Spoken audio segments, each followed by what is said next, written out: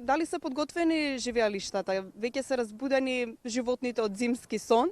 Дел од нив се уште нели се во живеалиштата во кои престојуваат целата зима, меѓутоа 90% веќе се надвор. Дали се подготвени нивните живеалишта за летната сезона? Па како и секоја година, значи оваа година животните се спремаат, односно ние се спремаме да ги припремиме нивните живеалишта. Тоа се, нели сите животни имаат внатрешни, зимски, надворешни, летни живеалишта. Односно тоа се испусти на живеалиштата каде што животните го поминуваат поголемиот дел од денот, па и ноќта некои во тие надворешни живеалишта. Припремата најмногу се обрнува внимание на енричментот, односно интериерот на живеалиштата, да биде збогатен, животните да имаат разонода, односно занимација во текот на целиот ден, затоа што тоа се животни кои што живеат во заробеништво и доколку ние не им обезбедиме услови да тие постојано во денот нешто се имаат некаква занимација, односно интерес за некои работи, толку животните ќе бидат посреќни и поблиску, односно поблиску се осеќаат на своите природни живеалишта, без разлика дали живееле во шума, во полупустина, пустина или савана и така натака. Дали бараат поразлични услови за разлика од зимскиот период во летниот? Па условите се секако различни, пошто внатрешно и надвршно живеалиште има доста разлика. Едното е на отворено, другото е во затворено. Едното е затоплено за поголемиот број од животни, поголем број видови на животни, а надворешните живеалишта нормално не се затоплени. Има животни кои што живеат и преку зимата надвор, како што се животните кои што живеат во планините.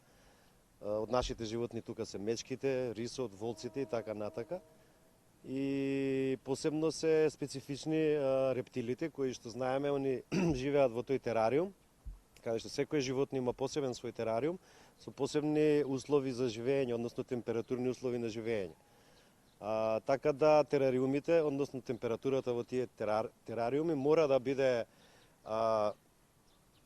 доста повисок, односно околу 23 до 27 степени Целзиусови, да биде што поприближна на оние станишта каде што живеат тие со доста голема влага и над 80%.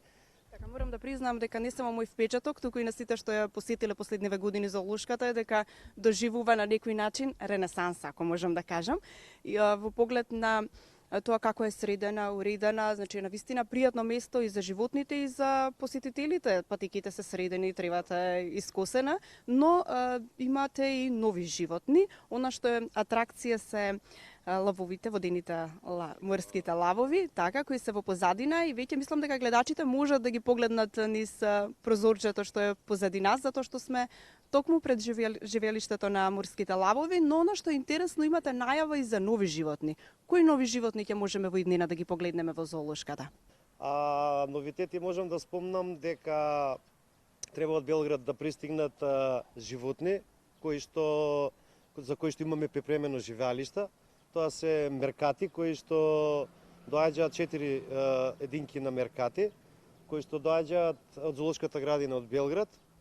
Потоа црни лебеди, муфлон женка и лама мажјак поради промена на крвта. Друго можам да најавам, односно најавено е веќе од порано дека градот Скопје издвои средства за изградба на нови живеалишта за слон и за шимпанзо, така да проектот за изградба на живеалиштето за слон веќе тече. Од пред следната недела треба да почне со изградба на живеалиштето, а за шимпанзото треба да помине јавната набавка за 10 до 15 дена би требало веќе да се знае и тука да почне да се гради живеалиштето.